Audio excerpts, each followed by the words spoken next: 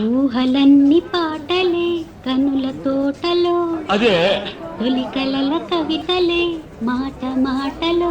అదే ఆహా బ్రహ్మాండం. కవిత కవిత పాడు. కమ్మని ఈ ప్రేమ లేఖనే రాసింది హృదయమే,